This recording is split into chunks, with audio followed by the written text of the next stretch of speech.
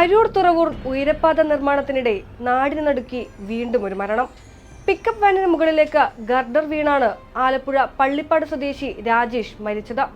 ഭീമാകാരമായ ഗർഡറുകൾ താഴേക്ക് പതിച്ച പിക്കപ്പ് വാൻ പൂർണ്ണമായും തകർന്നു. സംഭവത്തിൽ ഉയരപ്പാത നിർമ്മാണ കമ്പനിയായ അശോക് ബിൽകോൺ പ്രതിക്കൂട്ടിലാണ്.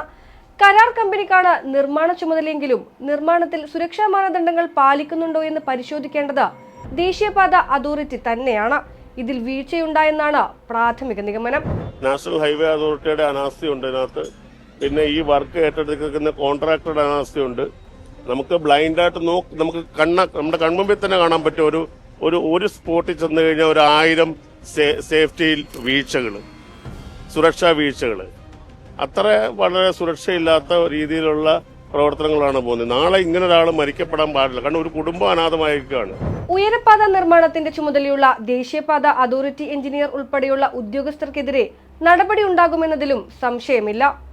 രാജ്യത്തെ ഏറ്റവും നീളം കൂടിയ ആകാശപാതയുടെ നിർമ്മാണം പുരോഗമിക്കുന്ന NH-66 അരൂർ തുറവൂർ ദേശീയപാത ഇന്ന് യാത്രക്കാർക്ക് പേടി സ്വപ്നമാകുന്നത് എന്തുകൊണ്ടാണ്?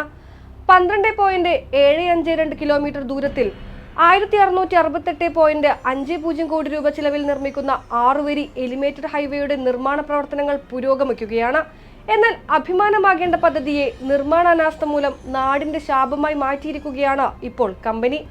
പണി തുടങ്ങിയ ശേഷം ഇതുവരെ വിവിധ അപകടങ്ങളിലായി അരൂർ തുറവൂർ റോട്ടിൽ സ്ത്രീകളടക്കം 35ലധികം പേർക്ക് ജീവൻ നഷ്ടമായിട്ടും കമ്പനി കൃത്യവിലോപം തുടരുന്നു.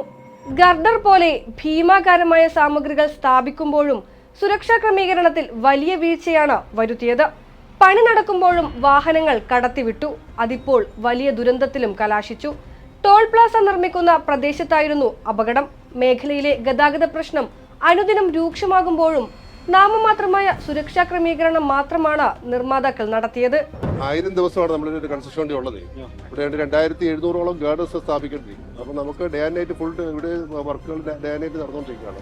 അപ്പോൾ കൂടുതൽ നമ്മൾ ഈ ഇറക്ഷനും അതോടൊപ്പം തന്നെ ഈ ലിഫ്റ്റിംഗും ഒക്കെ നൈറ്റ് സമയത്താണ് കൂടുതൽ ഉപയോഗിക്കുന്നത്. അപ്പോൾ നമ്മുടെ പ്രശ്നം വെച്ചാൽ ഏകദേശം 70 യൂണിറ്റ് പെർ ഡേ, ഒരു ദിവസം ഒരു മിനിറ്റിൽ 70 വാഹനങ്ങൾ ഇതിലേക്ക് കടന്നു പോകും. അപ്പോൾ നമുക്കത് ബ്ലോക്ക് ചെയ്യാനൊന്നും പറ്റത്തില്ല. ട്രാഫിക് നിയന്ത്രണത്തിലൂടെ ഈ കാര്യങ്ങൾ രണ്ടും നടത്തിയേ പറ്റത്തുള്ളൂ. ദേശീയപാതയിൽ അപകടം നടന്ന ഭാഗത്ത് ഗതാഗത നിയന്ത്രണം ഉണ്ടായിരുന്നില്ലെന്ന് മറ്റ് ഡ്രൈവർമാർ പറയുന്നുമുണ്ട്. ഇത്തരം അപകടം ഇതാദ്യമല്ല. ഓഗസ്റ്റ് 17-ന് നിർമ്മാണ പ്രവൃത്തിക്കിടയിൽ തുറവൂർ ജംഗ്ഷനിൽ സീം ബീം ദേശീയപാതയ്ക്ക് കുറുകെ നിലംപതിക്കുകയുണ്ടായി. കോൺക്രീറ്റ് ഗർഡറുകൾ താങ്ങി നിർത്തുന്നതിനായി താൽക്കാലികമായി സ്ഥാപിച്ച സീ ബീം ക്രെയിൻ ഉപയോഗിച്ച് ഇറക്കുന്നതിനിടെയാണ് വടം പൊട്ടി വീണത്. അന്നും നിർമ്മാണത്തിനിടെ വാഹനങ്ങളെ കടത്തിവിട്ടിരുന്നു. തലനാരിഴക്കാണ് യാത്രികർ രക്ഷപ്പെട്ടത്. തകർന്നു തരിപ്പണമായ സർവീസ് റോഡിലൂടെ പോകുന്ന ഇരുചക്ര വാഹനങ്ങൾ നിയന്ത്രണം തെറ്റുന്നതും അപകടത്തിൽപ്പെടുന്നതും ഇപ്പോൾ പതിവായി മാറിയിരിക്കുന്നു. സർവീസ് റോഡിന്റെ ചില ഭാഗങ്ങൾ ടാറു ചെയ്യാൻ കമ്പനി തയ്യാറായതു തന്നെ ജനങ്ങളുടെ പ്രതിഷേധത്തെ തുടർന്നാണ്.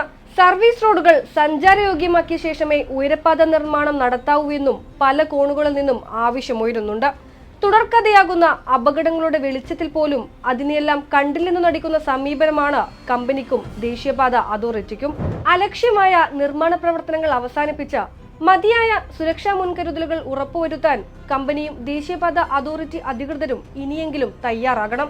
ഇല്ലെങ്കിൽ ഇത്തരം അപകട വാർത്തകളും ദാരുണ മരണങ്ങളും തുടർക്കഥയാകുമെന്നതിൽ സംശയമില്ല. ജനങ്ങളുടെ ജീവനും സുരക്ഷയ്ക്കും പുല്ലുവില കൽപ്പിക്കുന്ന നില അംഗീകരിക്കാനാവില്ല.